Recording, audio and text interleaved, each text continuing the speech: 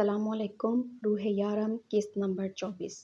इतने सालों में सिर्फ मैंने तुमसे मोहब्बत की। मैंने कभी तुम्हें किसी से मोहब्बत करते नहीं देखा। आज मैंने तुम्हारी मोहब्बत देखी है। वो लड़की तुम्हें खुद से इश्क करने पर मजबूर कर गई। तो फिर मुझे भी तो ये बात माननी पड़ेगी कि इस लड़की में कुछ तो ऐसा था जो मुझ में नहीं। तुम इससे बहुत मोहब्बत करते हो, शायद इस मोहब्बत से ज़्यादा जो मोहब्बत तुमसे करती हूँ। और यकीन करो, अगर तुम्हारी मोहब्बत के लिए मुझे मरना भी पड़ा तो मैं मर जाऊंगी। तुम्हारी रूह। वो मुस्कुराई, मगर आंसू इसकी मुस्कुराहट का साथ नहीं दे रहे थे। तुम्हारी मोहब्बत को कुछ नहीं होगा। लैला अपने आंसू साफ करती वहां से बाहर निकल गई। रूह को होश आया तो यारम इसके करीब बैठा था। रूह को वो बिखरा बिखरा महसूस हुआ। यारम, वो इंस्पेक्टर कह रहा था। रूह उठकर बैठने लगी जब यारम ने इसे अपने सीने में भींच लिया। बकवास करता है, वो सब झूठ है। तुम्हें मुझ पर यकीन है ना? रूह, तुम मेरी बात सुनो, यकीन करो, सब मुझे फंसाना चाहते हैं। मैं नहीं जानता मैंने इनका क्या बिगाड़ा है।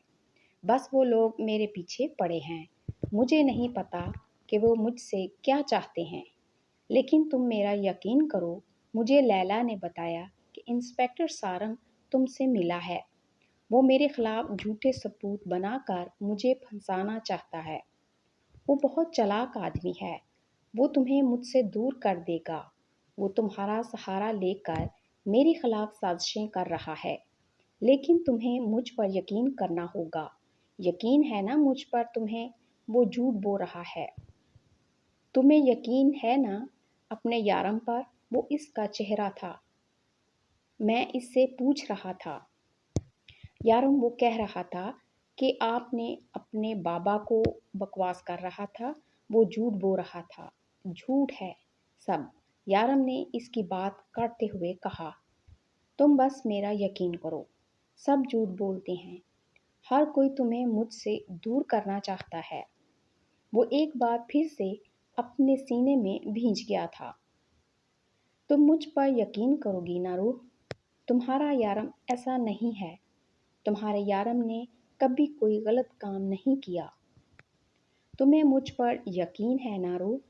वो ऐसे ही बैठा इसे अपने सीने से लगाए पूछ रहा था।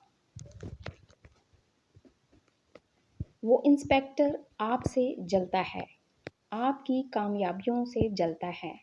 जलने वाले लोग ऐसा ही करते हैं।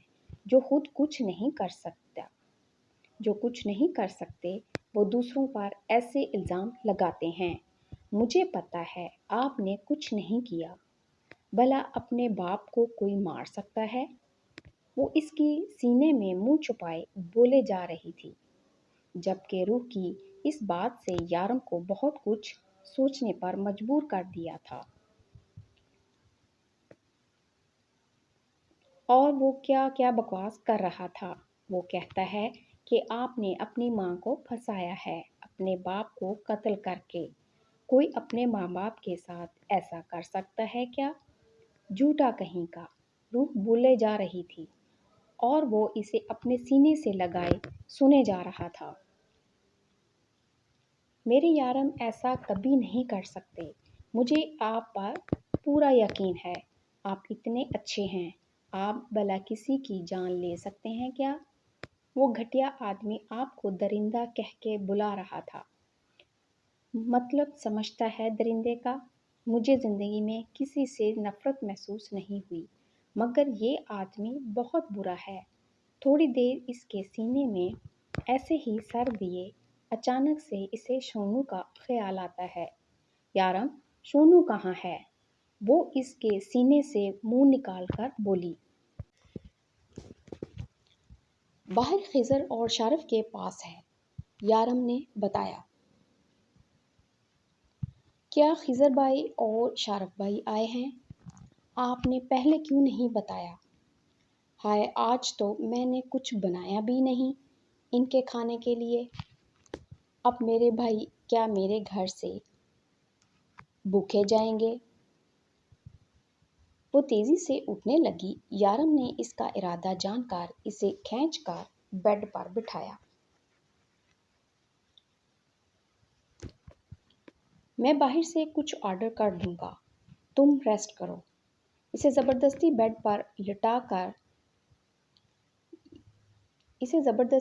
پر لٹا کر باہر نکل آیا۔ وہ باہر نکلا۔ شارق اور خضر دروازے کے باہر بے تابی سے ٹہل رہے تھے۔ اسے دیکھتے ہی لپک کر اس کے پاس آئے۔ کیا روح بابی کو سب کچھ پتہ چل گیا؟ کیا ان کو تمہارے کام کے بارے میں پتہ چل گیا؟ کیا وہ جانتی ہیں کہ ہم کیا کرتے ہیں؟ کیا سارم نے سب کچھ بتا دیا؟ کبھی خضر تو کبھی شارق سوال پر سوال کیے جا رہے تھے۔ سکون کا سانس لو، اسے کچھ بھی پتہ نہیں ہے۔ ہاں، سارم نے اسے سب کچھ بتا دیا تھا ہمارے بارے میں، لیکن یہ الگ بات ہے کہ اس نے سارم سے زیادہ مجھ پر بھروسہ کیا ہے۔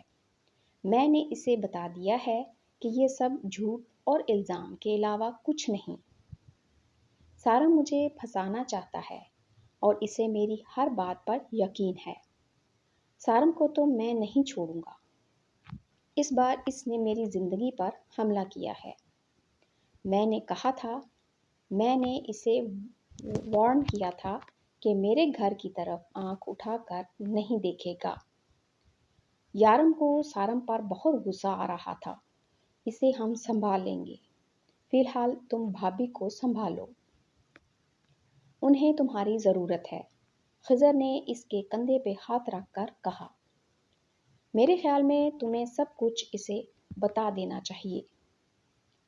ڈیول آج نہیں تو کل سب کچھ جان جائے گی۔ اس سے پہلے کہ اسے کسی اور سے پتہ چلے اور تم اس کے سامنے جھوٹے ثابت ہو جائے، تمہیں چاہیے کہ خود ہی اسے سب کچھ بتا دو اور اس کے بعد اسے ہمیشہ کے لیے کھو دوں، ہے نا؟ یارم نے شارق کی بات کاٹتے ہوئے کہا۔ یہ میرا معاملہ ہے اور میں سنبھال لوں گا، تمہیں اس میں پڑنے کی ضرورت نہیں۔ کچھ آرڈر کرو، کھانا کھا کے جانا، اس طرح سے بھوکے جاؤ گے تو اسے اچھا نہیں لگے گا۔ یارم نے حکم دیا تھا۔ شکر ہے ہمیں بھی اس گھر سے کچھ نصیب ہوا، ورنہ بھابی سے پہلے تو تم ہمیں بھوکا ہی بیچتے تھے۔ شارق نے اوپر کی طرف ہاتھ اٹھا کے شکر ادا کیا۔ اور بھی کچھ کھانا ہے؟ یارم نے اپنے ہاتھ کا مکہ بنا کر سامنے کیا۔ نہیں، ہم صرف کھانا ہی کھا کے جائیں گے، سویٹ ڈش کی ضرورت نہیں ہے۔ شارق نے اس کا ہاتھ اپنے آپ سے دور کرتے ہوئے کہا۔ صبح روح کی آنکھ کھلی تو یارم اس کے ساتھ نہیں تھا۔ ایک نظر پورے کمرے پر ڈال کر اٹھ کر باہر آئی۔ اس کا ارادہ شونو کے پاس جانے کا تھا۔ یہ کیا، یارم صبح ہی چلے گئے؟ ناشتہ بھی نہیں کیا۔ ابھی اس نے دروازہ کھول کر باہر قدم رکھا ہی تھا، کچن سے آواز آنے لگی۔ شونو تو کچن میں نہیں جاتا تھا، یقیناً یارم ہی ہوگا۔ وہ اس طرف آئی تو یارم کھڑا ناشتہ بنانے میں مصروف تھا۔ یارم، میں اٹھ تو گئی تھی، آپ ہٹیں، پیچھے میں بناتی ہوں۔ وہ اس کے ہاتھ سے چائے کپ لیتے ہوئے بولی۔ تم آرام کرو، تمہیں آرام کی ضرورت ہے۔ ڈاکٹر نے کہا ہے کہ تم بہت کمزور ہو، اور میں بھی بالکل ڈاکٹر کی طرح ہی سوچتا ہوں۔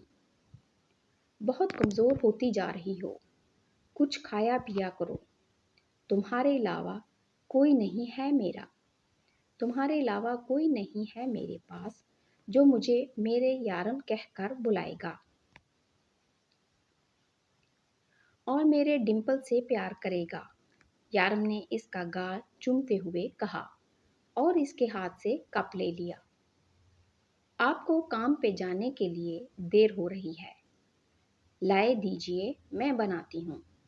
روح نے ایک بار پھر ناکام سی کوشش کی۔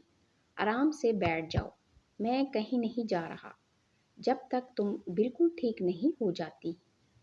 میں کام پر نہیں جاؤں گا، یارم نے چائے کپ میں انڈیلتے ہوئے کہا۔ اتنے میں اس کا فون بجنے لگا۔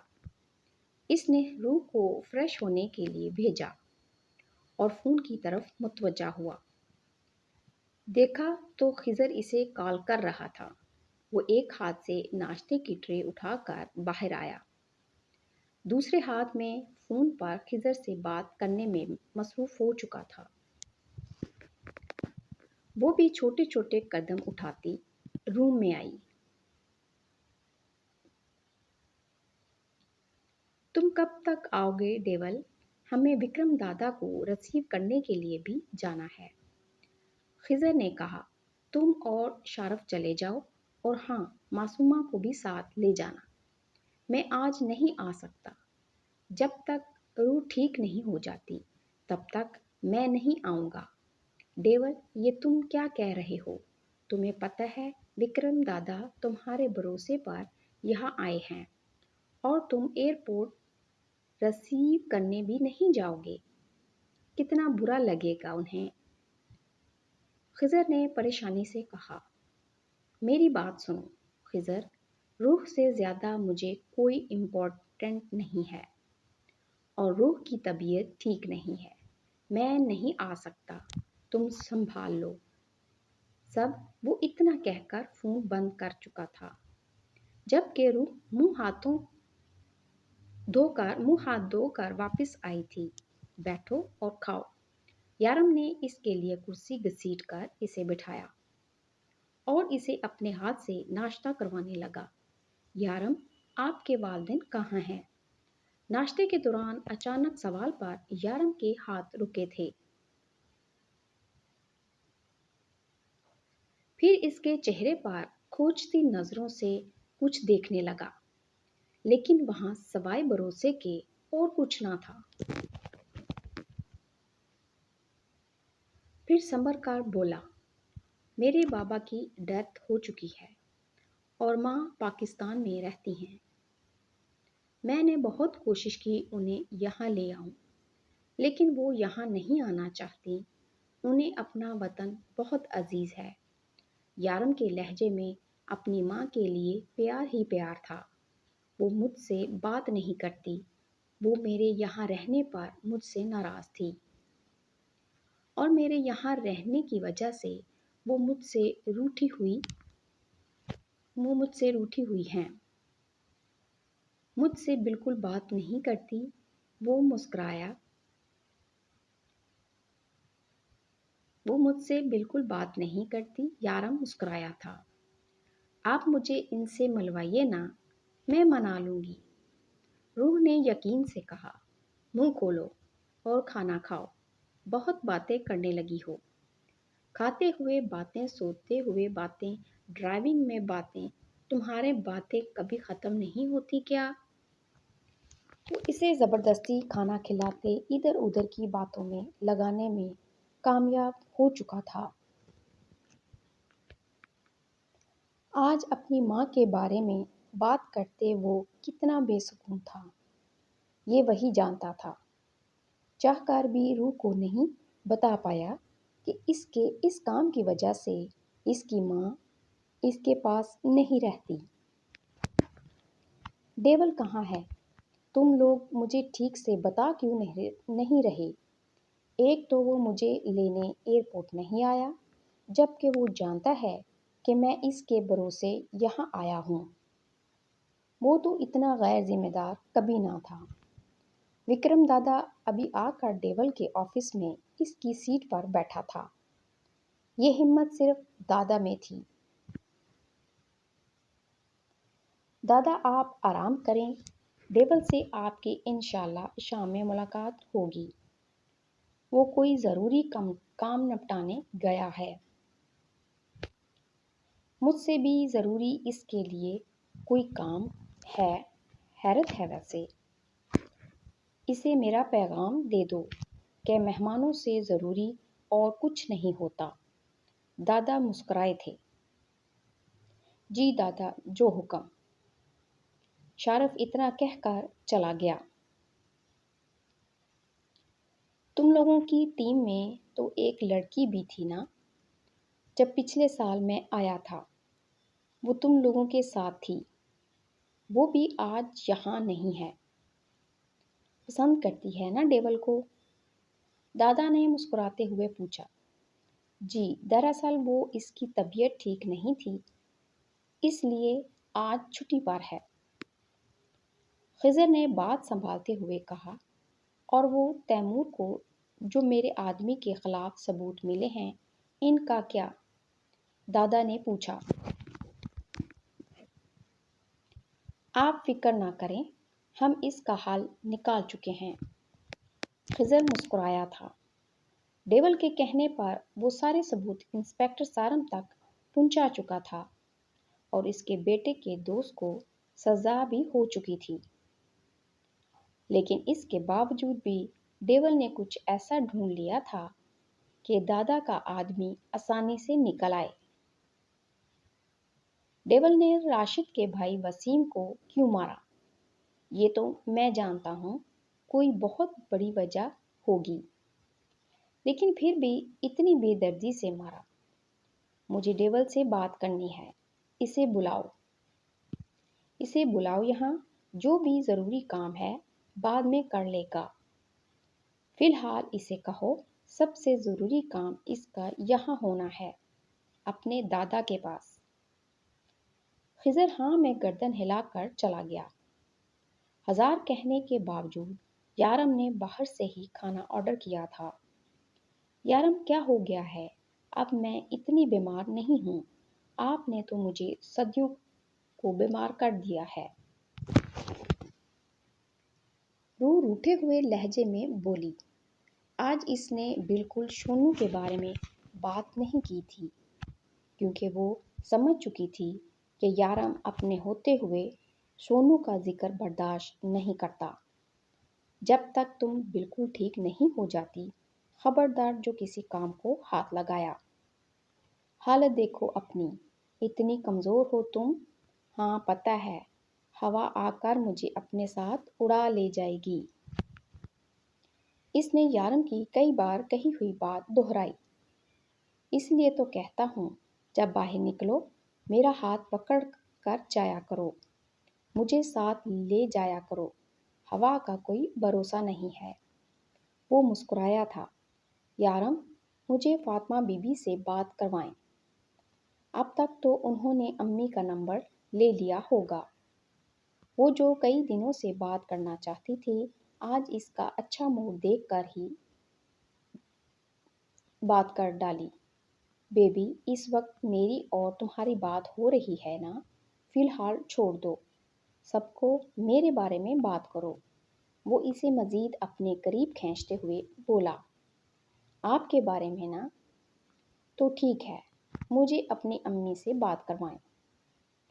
وہ ضدی انداز میں بولی۔ یارم نے اپنی جیب سے فون نکالا، کوئی نمبر ڈھونڈا اور ڈال کر کے اس کے ہاتھ میں پکڑا کر خود اٹھ گیا۔ بات کرو، تمہاری فاطمہ بی بی کا نمبر ہے۔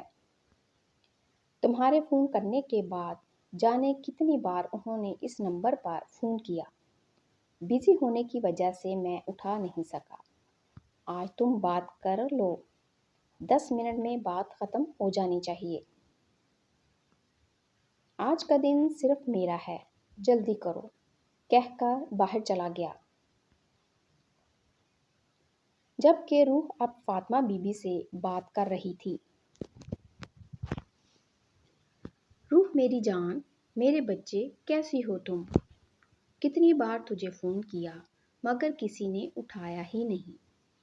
فاطمہ بی بی نے اس کا حال و خیریت پوچھنے کے بعد کہا۔ فاطمہ بی بی، ہے یہ میرے شوہر کا نمبر ہے، وہ بزی تھے نا، اس لیے آپ کا فون نہیں اٹھا پائے۔ آج بھی میری طبیعت خراب تھی، اس لیے وہ گھر پر رک گئے، تب آپ سے بات ہو پائی۔ तब आपसे बात हो पा रही है। ख्याल रखता है वो तेरा? कैसा है? गुस्सा तो नहीं करता? हाथ तो नहीं उठाता तुझ पे? इनके लहजे में माँ वाली फिक्र थी। रूह बेइख्तियार मुस्कुराई। काश ये औरत बीच में मेरी माँ होती। मैं बिल्कुल ठीक हूँ और वो मेरा बहुत ख्याल रखते हैं, बहुत प्यार करते हैं मुझसे। पता है, ज़रा सी बीमार हो जाऊं तो किसी काम को हाथ नहीं लगाने देते। सर पे सवार होके ज़बरदस्ती खाना खिलाते हैं। रूह शर्माते हुए बता रही थी, माशाल्लाह माशाल्लाह, अल्लाह तुम दोनों में ऐसे ही प्यार कायम रखे। मुझे तुझसे यही उम्मीद थी। मुझे यकीन था तेरी मासूम शक्ल तेरे शोहर को किसी दूसरे के पास नहीं जाने देगी। इसलिए तो अल्लाह ने मुझे इन जाहिल लोगों से निकाला। अल्लाह तेरे शोहर के दिल में तेरी मोहब्बत की और बरकत डाले। यहाँ का तो हाल बहुत बुरा है बेटी। तेरी बहनें पैसों में खेल रही हैं।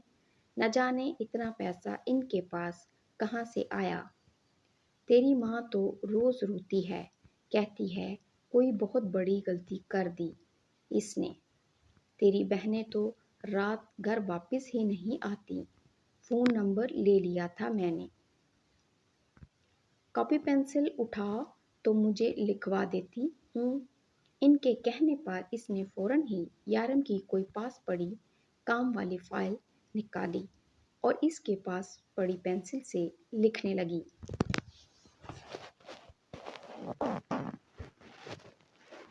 फ़ोन बंद करने के बाद यारम एक बार फिर से दूध का गिलास और मेडिसिन लिए इसके सर पर खड़ा था। यार मैं ठीक हो चुकी हूँ, इसने जल्दी से कहा। जानता हूँ, लेकिन ये कोर्स तुम्हें पूरा करना होगा ताकि तुम फिर से बीमार ना हो।